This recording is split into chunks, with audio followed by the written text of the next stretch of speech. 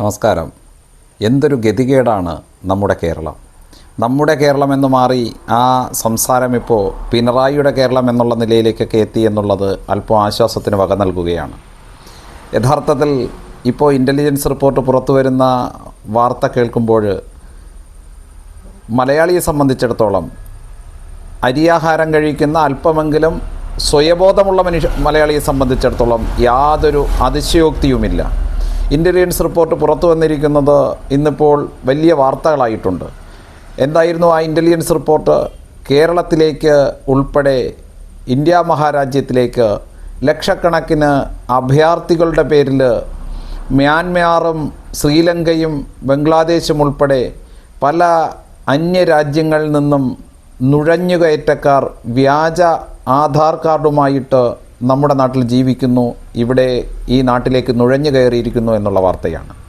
ലക്ഷക്കണക്കിന് തൊഴിലാളികളുടെ പേരിൽ, തൊഴിലാളികളുടെ രൂപത്തിൽ നമ്മുടെ കേരളത്തിൽ പെരുമ്പാവൂർ ഭായി മാർക്കറ്റ് ഉൾപ്പെടെയുള്ള സ്ഥലങ്ങളിൽ ബോർഡ് വയ്ക്കാത്ത അക്ഷയ കേന്ദ്രത്തിന് സമാനമായി പ്രവർത്തിക്കുന്ന സ്ഥലങ്ങളിൽ നിന്ന് വ്യാജ ആധാർ കാർഡ് നിർമ്മിച്ചുകൊണ്ട് മലപ്പുറം പോലുള്ള സ്ഥലങ്ങളും മറ്റു ആസാമിലെ ചില കേന്ദ്രങ്ങളും ഉൾപ്പെടെയുള്ള സ്ഥലങ്ങളിൽ വ്യാജമായിട്ട് ആധാർ കാർഡ് നിർമ്മിച്ച് കൈവശം വെച്ചുകൊണ്ട് നമ്മുടെ രാജ്യത്ത്, വിശേഷിച്ച് നമ്മുടെ കേരളത്തിൽ അതിഥി തൊഴിലാളികളെന്ന് പിണറായി സർക്കാർ ഓമന പേരിട്ട് വിളിക്കുന്ന ഈ കൂട്ടർ അന്യരാജ്യങ്ങളിൽ നിന്ന് നുഴഞ്ഞു കയറി നമ്മുടെ നാട്ടിൽ വന്ന് താമസിക്കുന്നു എന്നുള്ളതാണ്.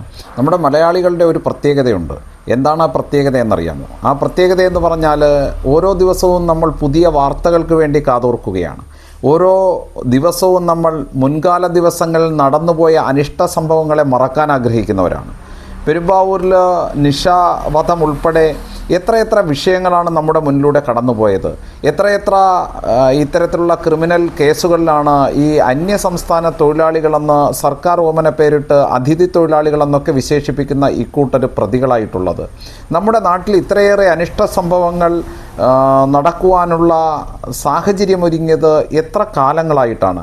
ഇതിനെക്കുറിച്ചൊന്നും പഠിക്കുവാനോ ഇത്തരത്തിലുള്ള കാര്യങ്ങൾ മനസ്സിലാക്കിക്കൊണ്ട് ഇക്കൂട്ടരെ നമ്മുടെ നാട്ടിൽ തൊഴിൽ മേഖലയിൽ നിന്ന് അകറ്റി നിർത്തുവാനോ ശ്രദ്ധാപൂർവം ഒരു തീരുമാനം മലയാളി എടുക്കുന്നില്ല എന്നുള്ളത് അതിൻ്റെ സത്യസന്ധമായിട്ടുള്ള വസ്തുത തന്നെയാണ്. ഇത്തരത്തിൽ നമ്മൾ കടന്നു വരുന്ന ആളുകളുടെ കുറഞ്ഞ വേതനത്തിൽ നിർത്തി കൃത്യമായിട്ട് നമ്മുടെ സ്ഥാപനങ്ങൾ ചലിപ്പിക്കാനും നമ്മുടെ ജോലികൾ നടത്തുവാനും വേണ്ടിയിട്ട് മലയാളി ആഗ്രഹിക്കുന്ന സങ്കുചിതമായിട്ടുള്ള ആ മനസ്ഥിതിയെ ചൂഷണം ചെയ്യുവാൻ വേണ്ടിയിട്ട് തന്നെയാണ് ഇത്തരത്തിലുള്ള വ്യാജ ആധാർ കാർഡുമായിട്ട് കടന്നു വരുന്ന അന്യരാജ്യക്കാരായിട്ടുള്ള ഈ ഇത്തരക്കാർ പരിശ്രമിക്കുന്നത്.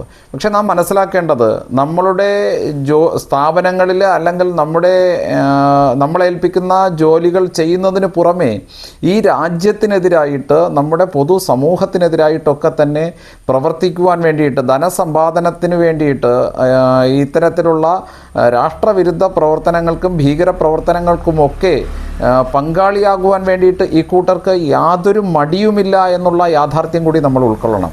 യഥാർത്ഥത്തിൽ സർക്കാരിനെ സംബന്ധിച്ചിടത്തോളം കേരളത്തിൻ്റെ സർക്കാർ സംവിധാനം നിശ്ചലമായിട്ട് നിഷ്ക്രിയമായിട്ട് നിൽക്കുന്നൊരു സാഹചര്യമുണ്ട്. മിലിറ്ററി ഇൻ്റലിജൻസ് റിപ്പോർട്ട് പുറത്തു വരുമ്പോൾ ഇന്നിപ്പോൾ അത് വലിയ വാർത്തയാകുന്നു. നമ്മളെ പ്രധാന മാധ്യമങ്ങളും യൂട്യൂബ് ചാനലുകളും അതുപോലെ തന്നെ മുഖ്യധാരാ മാധ്യമങ്ങളുമൊക്കെ അത് ഏറ്റെടുത്ത് റിപ്പോർട്ട് ചെയ്യുമ്പോൾ നമ്മൾ മനസ്സിലാക്കേണ്ടത് നമുക്ക് പുതുമയല്ലാത്തൊരു വാർത്ത തന്നെയാണ്.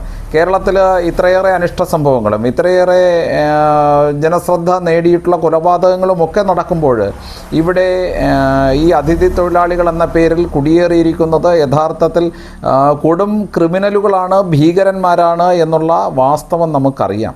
അപ്പോൾ അതുകൊണ്ട് തന്നെ കേരളത്തിൻ്റെ സർക്കാർ സംവിധാനം അതിനെതിരായിട്ട് ഒരു നിയമ നടപടികൾ കൈക്കൊള്ളാതെ മുന്നോട്ട് പോകുമ്പോൾ ഈ നാടിൻ്റെ ജനതയുടെ, അടുത്തു വരുന്ന തലമുറയുടെ സുരക്ഷിതത്വം ആരൊരുക്കും എന്നുള്ളത് ഒരു ചോദ്യചിഹ്നമാണ്, നമ്മുടെ മുന്നിലുള്ള ഒരു ചോദ്യചിഹ്നമായിട്ട് നിൽക്കുകയാണ്.